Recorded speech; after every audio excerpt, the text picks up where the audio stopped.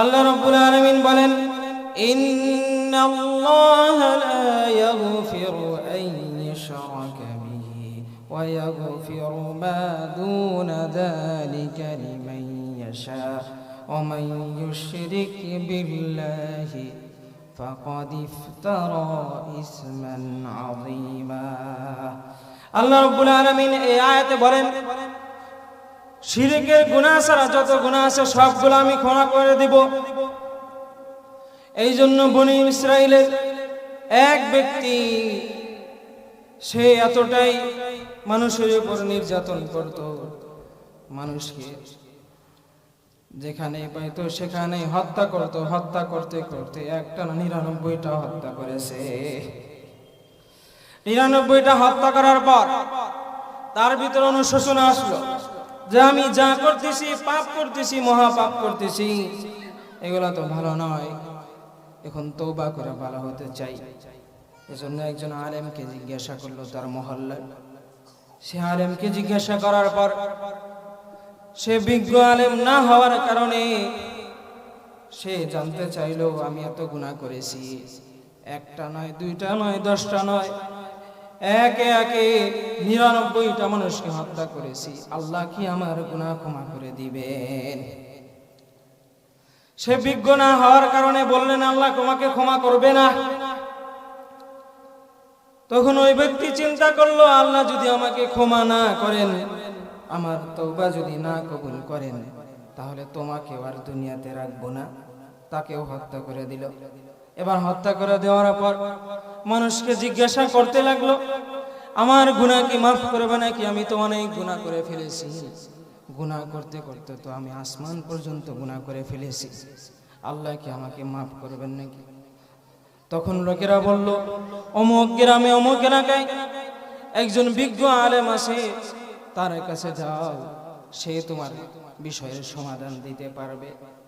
সে বাসায় থেকে রওনা হওয়ার পথে মাঝখানে আজরাইল এসে তার জন কবজ করে নিয়ে গেছে।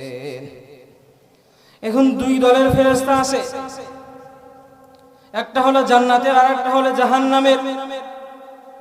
দুই দলের ফেরেশতা আসছে। জান্নাতের ফেরেশতারা তাকে নিয়ে টানাটানি করছে, তার রূহ নিয়ে। জাহান্নামের ফেরেশতা তাকে নিয়ে টানাটানি করছে, কে নিয়ে যাবে? এইভাবে টানাটানি করতে করতে এক পর্যায়ে তখন বললো আমরা এইভাবে টানাটানি করে কোনো লাভ হবে না, কোনো ফায়দা হবে না, চলো আমরা রব্বুল আলামিনের কাছে যাই, রব্বে কারিমের কাছে যাই। রব্বে কারিমের কাছে যখন গেলেন, আল্লাহ রব্বুল আলামিন কোন জিনিসে যদি আল্লাহ রব্বুল আলামিন কল্যাণ চান, তাহলে এটাকে তিনি বেজাল লাগাইয়া দেন, ঝামেলা লাগাইয়া দেন। তখন তাদের সমাধানের জন্য বললেন তোমরা দুই দল এখন যে মাপ দাও কোন দিকে বেশি ছিল। সে যে তওবার জন্য বের হয়েছে, তার বাড়ি থেকে ওই আলেমের বাড়িতে যাওয়ার পথের দুর্ঘটনা মাপো যে দিকে বেশি হবে সেই দলই তাকে নিয়ে যাবে। সেই দলই তার জান কবজ করে নিয়ে তাকে জান্নাতে হলে জান্নাতে নিয়ে যাবে, জাহান্নামে হলে জাহান্নামে নিয়ে যাবে। এটা বইলা আল্লাহ তাদেরকে সরায়া দিয়া আল্লাহ রাব্বুল আলামিন আরেক দল ফেরেশতা পাঠাইলেন। ও আমার ফেরেশতারা তোমরা যাও, তার বাড়ি থেকে যে সে তওবা করার জন্য যাচ্ছিল, সামনের রাস্তাকে তুমি লম্বা করে দাও আর পিছনের রাস্তাকে সংকীর্ণ করে দাও। এইভাবে লম্বা এবং সংকীর্ণ করে দেওয়ার কারণে এখন দেখা গেল যে যে তওবার জন্য রাস্তা দিয়ে হাঁটছিল, এটাই দীর্ঘ হইল, এটাই লম্বা হইল। এই জন্য জান্নাতের ফেরেশতা তাকে নিয়ে গেল।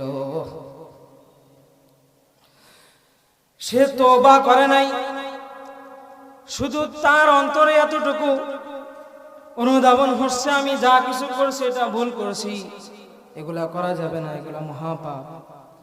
সে তাওবার জন্য শুধু বের হয়েছে, আল্লাহ তার তামাম জিন্দেগির গুনাহ খাতা মাফ করে দিয়ে জান্নাতে প্রবেশ করাইয়া দিয়েছেন।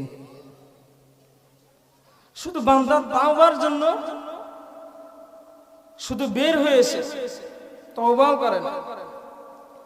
তাহলে তো আমি সে 100টা মানুষকে হত্যা করেছে। কয়শো? 100, একটা না দুইটা না, 100টা।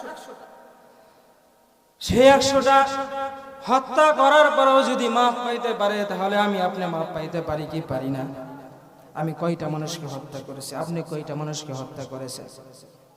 কয়বার আমি আর আপনি সুদ খাইছি, ঘুষ খাইছি? কয়টা মিথ্যা কথা বলেছি? কয়েক মাস ছেড়ে দিয়েছি? কয়টা রোজা ছেড়ে দিয়েছি? আমার উপরে যাকাত ফরজ হয়েছে, যাকাত দেই নাই, কত গুনাহ করেছি? তার মতো হবে? সে যে 100টা মানুষকে হত্যা করেছে, তার মতো হবে আমার গুনাহ? তার মতো যদি না হয়, 100টা হত্যা করার পরেও যদি মাফ পাইতে পারে, সেই আল্লাহ এখনো আছে না নাই? আওয়াজ দিয়ে বলেন। তাহলে আমাদেরকে মাফ করতে পারেন কি পারেন না?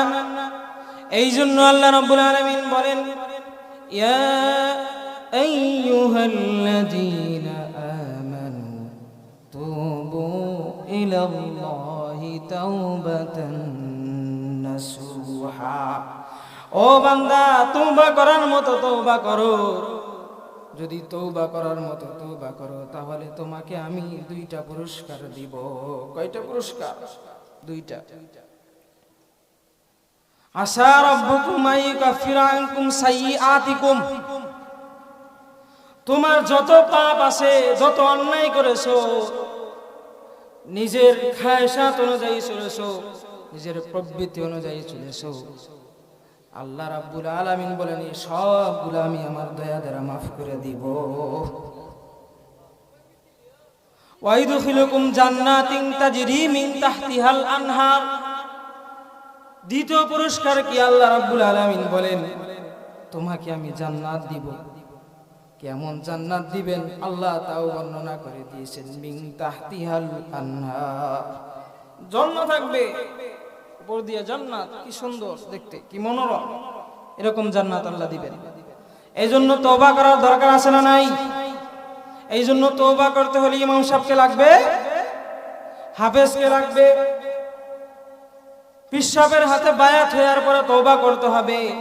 না না না, এখান থেকে বৈশাও যদি আমি তওবা করি, তাহলে এই তওবাটা কবুল করে নেবেন কে?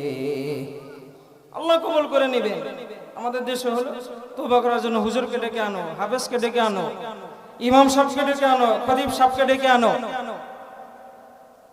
তওবা করার জন্য আমি যদি চোখের পানি ফেলাইয়া 2 ফোঁটা পানি ফেলে যদি আমি কান্না করতে পারি, আল্লাহ বলেন যত গুনাহ করো না কেন সব গুনাহ আমি ক্ষমা করে দিব।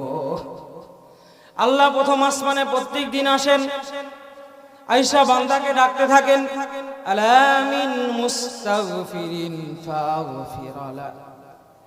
কোন গুনাহগার বান্দা আসনি, পাপ করেছো, আমার কাছে ক্ষমা চাও, তোমার সব গুনাহ আমি ক্ষমা করে দিব। আল্লাহ এসে বান্দাকে ডাকতে থাকেন, আলামিন মুস্তারজিকিন ফারজুকালা। কোন অভাবী ব্যক্তি আছে নাকি যে 3 বেলা খাইতে পাও না, খাবার খাইতে পারো না, আমার কাছে চাও।